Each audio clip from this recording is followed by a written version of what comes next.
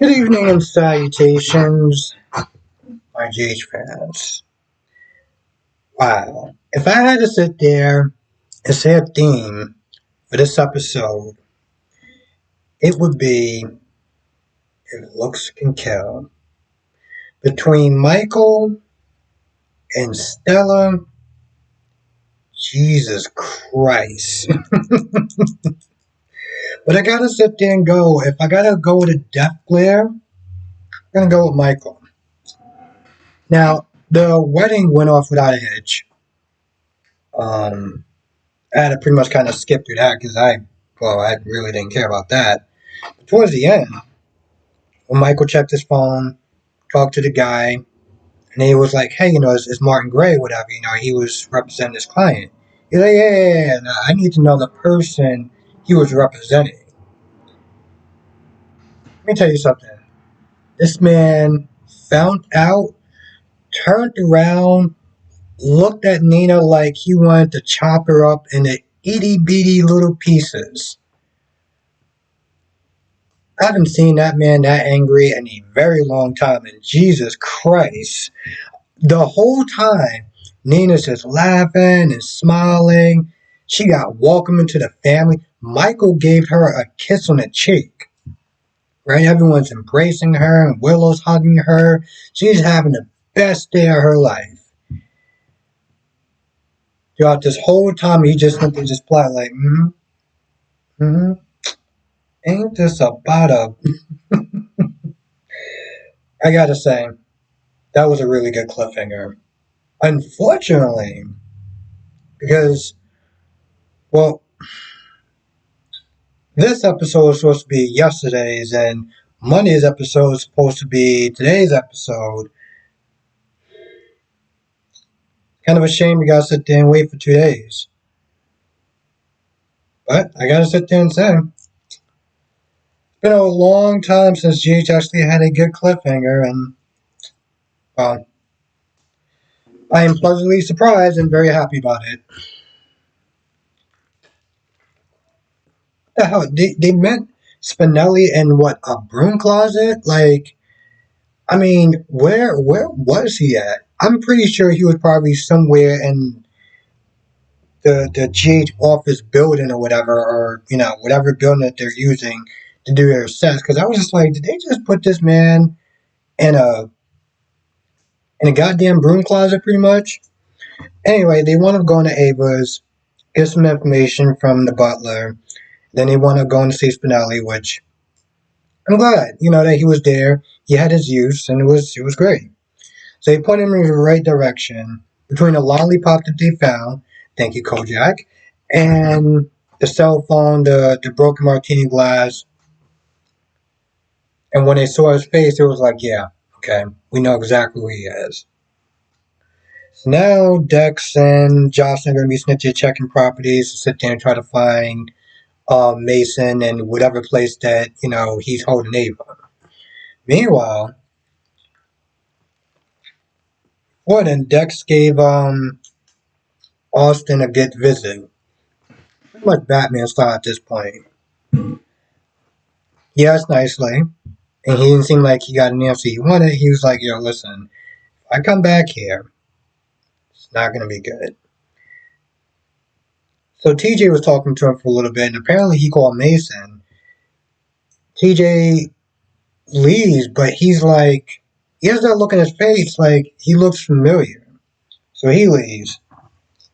Mason's like, all right, what's going on? They talk about Ava for a little bit. And, Austin's like, yo, listen, Sonny knows, and Dex paid me a visit. You know what? You know what Mason says? Ah, sounds like you got a problem. I'm sorry. What? This guy literally just said that my life is in danger. This guy comes back. He's going to take me out, to sit there and put it nicely.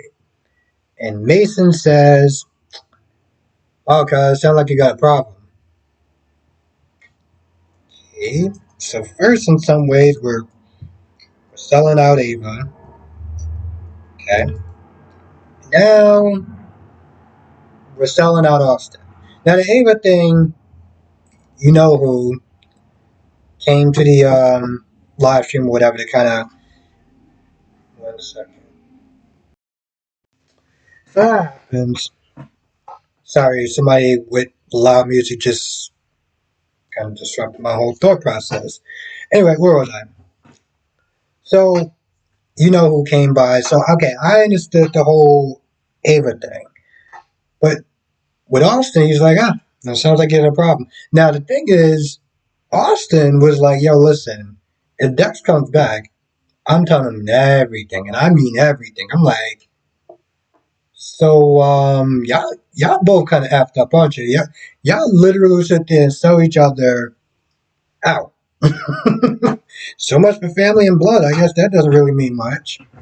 They were talking about Cyrus for a little bit, and it was very interesting because the same conversation that they had, Mason was like, the way that Cyrus is they're talking about Sonny as far as respectable and how Sonny's respected, even though they're in the same line of work, but he isn't.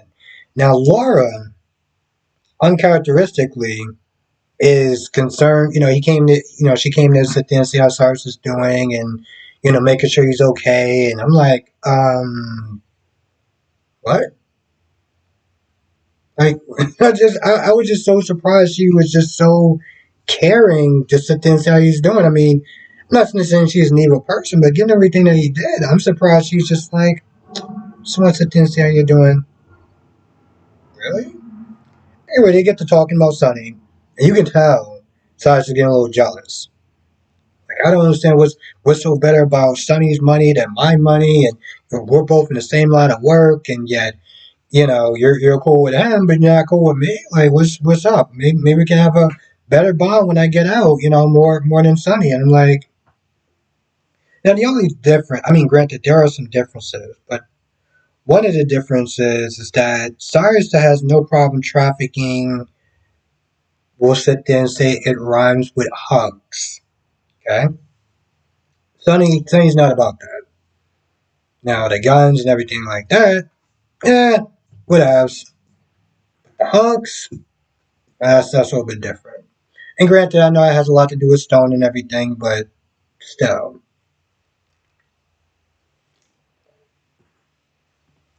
Anyway, Cyrus winds up getting released.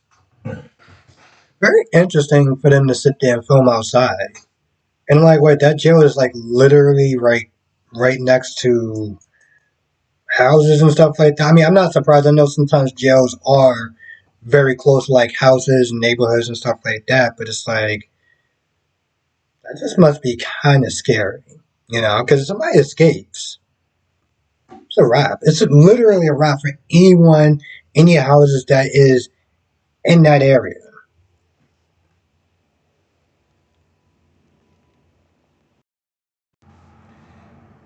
Stella, Curtis, and Selena.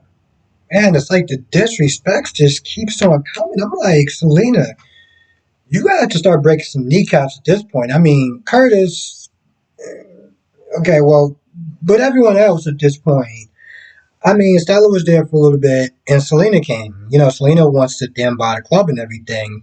And the minute that, Stella opens the door, she's just mad rude. And Selena's like, oh, well, you're protective, about family. I respect that. I'm like, yo, listen. Everybody and their mother have practically disrespected this woman. And the only person that she decided to actually check about all that was Cody. Everybody else, whatever. So she wants to sit there and buy the place, and she's like, and it made me wonder. I was like, why do you want? Like, you could just make up your own. You could just make another club or whatever. Like, what's the difference? But she's a very busy woman. Doesn't a lot of time. The place is already established, so that's why she wants to buy it, which makes sense. And apparently, she is like paying way more and being way more generous about buying that club just to kind of grease the wheels a little bit. Portia comes in. Portia comes in. She acts ready. Okay, she's all like, how you doing? Yada yada yada. Stella was just like, well, we got some stuff to do, so I think you could just, head your ass on out of here, pretty much. And, afterwards, Stella and Portia have a talk because, they want to, well, Portia tells, Curtis that, she got the chiefest, co-chief of staff position. So, sort of perks and everything like that. And, so I was like, yo, listen, let's go out. And, Portia's like, no, let's stay in. Now, of course, she's still not fully getting used to the fact that he's in a wheelchair and stuff like that. So maybe that has something to do with it. And of course, Stella sits there and talks to her later on, like, yo, listen, you're gonna have to, you can't sit there and walk on eggshells around him. You gotta sit there and like live your life and stuff like that. Like just let him know like he's going to be okay, and if he's not okay, if he's uncomfortable, he'll let you know. Which I get it from both sides. I mean, again, I'm not disabled, but I know people who are, and you don't like to sit there and be treated like they can't do things and stuff. Just because they may not be able to do things the same doesn't mean that they can't actually, like they have other ways of getting things done. But again, I get it from both sides. What else is there? I think I kind of talked about everything, but I might be missing something. Yeah, I feel like that's about it. I can't think of anything else. But as I always sit there and say, if I miss anything, come to the live stream tonight, 8 p.m. Eastern, 5 p.m. Pacific. We'll sit there and talk about all the shows, GA stays, why not, and B&B. And with that being said, I'm going to go. Thank you for watching. Stay safe. I'll see you in the next video.